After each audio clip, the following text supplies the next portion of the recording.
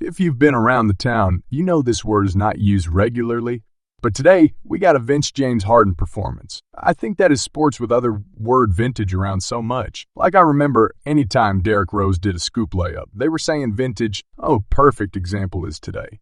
Jeff Greed threw out a monster dunk in their game versus the Suns tonight, and they were vintage Uncle Jeff. And I'm like, Jeff Greed dunked a ball like that like twice every 10 games. It can't really be vintage. If he's still doing it, James Harden had a vintage game. He had 45 points. And if everything was the last time we saw James Harden drop 45 in the game, here's the answer. August 12th, 2020. That was the last time we saw James Harden drop a 45 or above game. Definitely vintage. And when you consider the stakes, this is one of the greatest individual James, hard and playoff performances of all time. I was trying to remember, like the biggest James Harden playoff moments.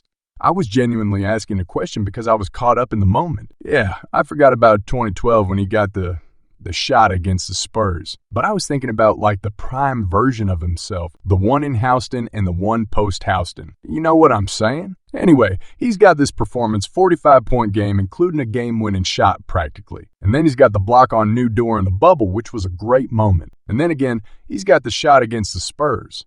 And in those games, the stakes are slightly higher. Maybe not slightly. I mean, the James Harden block happened in the Game 7. But this one, considering all the things that's going on in this series, was huge. They took home court advantage. They were a 10-point underdog. Just re-looked at, they were a 10-point underdog. No Ja and beat. We still don't know if he's going to be healthy for Game 2. This is a game the Boston Celtics win or should win 100 at a time. There is no excuses to lose to the 76ers without Ja and beat, especially when you consider the way their defense looked in the first quarter. Jeb, Tatum, everybody was getting to the lane at will. And I even made a tweet like they get into the rim. And this is about as easy as can be without having John beat back there on the back line. I thought this was about to be a quick, easy game for the boss to sell.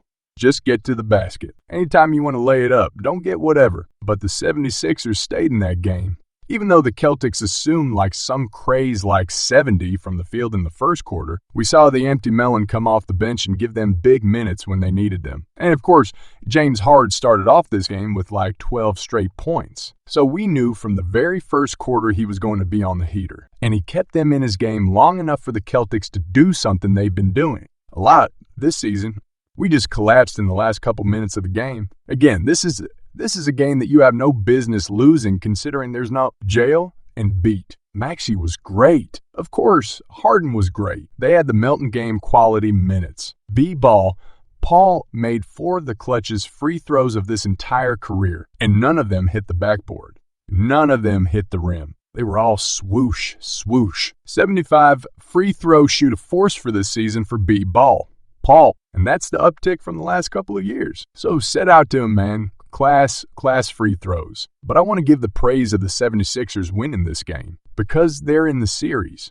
They took home court advantage, which is crazy to think about. But ultimately, the Celtics fumbled heavily. Matt had a very good tweet. The Celtics really shot almost 60 from the field, 40 from 394 from the line at home, and lost. Now, this was one of a quicker game because there's not a lot of free throws. But still, they shot nearly 60 from the field and 40 from 3 and lost a game at home. At the end of the Atlanta series, I walked out of that thinking, oh, the Atlanta Hawks really surprised me. They looked better throughout the course of the series than I ever imagined, and maybe they could use that to come into next season with a little bit of confidence. Well, obviously they lost the series, and maybe I'm rethinking that. Maybe the Atlanta Hawks didn't impress me, but instead the Boston Celtics are just different. Last year, on that second half of the year when they really went on a big-time run, it was hanging their hat on the defensive side of the ball. We talked about it all the time in the second half of the season. They were the best defensive team almost of all time. I had to go back in some of their series from last year, and you can see what the scores were. I mean, they gave up 118 points here, but for the most part, this entire series, they were clamping up. I mean, a game ended like this in today's game. A 109-103 is considered a low-score game. You know what I'm saying? And for the entirety of their playoff run in the second half of the season, they had been clamping up. Here it is against the Bucks. They helped the Bucks to under 100 points. 1 three different times in a 7-game series. The last 5 games of the Atlanta series, they gave up 120, 117, 121, 130, 130, 130, and then 106, and then tonight, 119. So the identity has changed, just like that was more of an offensive thing. And they were the number 2 offensive basketball behind the Sacramento Kings. So it's fair. But you need both of them. And you don't have to be holding teams to under 100 points no more, but definitely can be giving up 130 points to the Atlanta Hawks or 120 points to a team that didn't have probably the league ambit plan. Think about that. The league MV is on the sideline, and you still gave up 120 points. And the one play that sums up the entire game was to play with. They don't recognize how much time was in the clock. It's going down to 0 seconds practically on the shot clock. And they throw it, and Tyrese Maxey gets an easy lay or dunk or whatever. So it has not been pretty.